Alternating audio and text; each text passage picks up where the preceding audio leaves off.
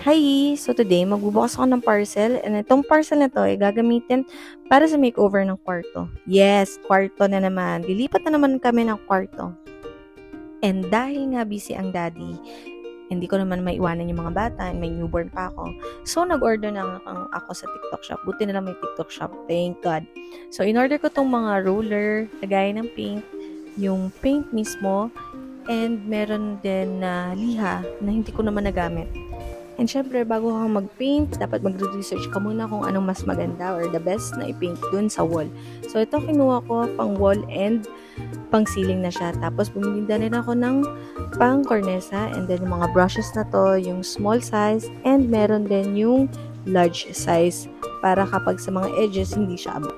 And syempre, bumili pa nga ako ng maliit, baka kasi kulangin. Although, maliit lang naman yung room. So, bumili rin ako ng extra. Thank you, Davis. And ayan na nga yung mga pinamili ko. Worth 1,500 lahat yan.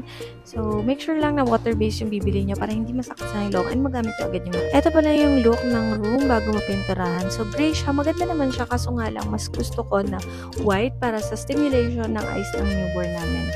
At ayun na nga, nilabas ko na nga muna yung mga kalat para pag nagpintura ko, hindi naman sagabal. So, marami yan, almost 4 sako yung mga kalat na yan. And then, nilabas ko na rin itong mga sapatos na pamilihan ko. Yan, galing sa kapatid ko lahat. And dahil sa sobrang dami ng sapatos ng kapatid ko, hindi niya na nga nadala yung mga sapatos na yan. So, gagawin ko, ibebenta ko yung iba na napamilihan ko. Anyway, bago ako magsimula dito, nakapaglinis na talaga ako and sobrang dami talagang kalat na naligpit ko dito. May mga cabinet pa, di ba? So, kinaya yan kahit kapapanganak lang. So, yan yung mga foam, tinanggal ko na. And, bigla nga ako inutusan ng anak ko. And, tinanggal ko na uli yung mga foam dahil 3 foam yan. Dahil wala naman bed frame dito. Close the door. Good job. As you can see, ako lang mag-isa. And dahil nga yung asawa ko, day off niya ngayon. So, nire-respect ko muna yung day off niya kahit nag-iinis ako. Kasi hindi talaga ito matatapos kung hindi ko sisimulan.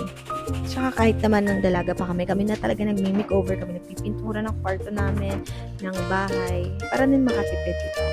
And ayan, kailangan ko ng tulong niya kasi may mga siwang yung kisame, so pinapupo ko na sa kanya.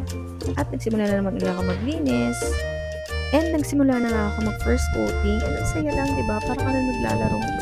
Ako lang ba nakakaramdam ng fulfillment after mo ma-makeover yung room mo? Hindi yung mga idea mo na nag-iisip dun sa room mo is nagagawa mo na on your own.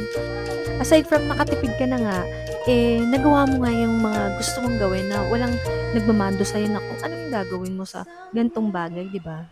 And sobrang sarap sa feeling kasi nga 'di ba kapapanganak ko lang. So dito ko na nalalabas yung mga anxieties, depression, yung yung mga pagod ko, yung puyat ko. Talagang through cleaning and makeover, dun ko siya nalalabas lahat. So ang sarap sa feel. And eto na nga yung last side ng first coating ko and meron pa yung second coating.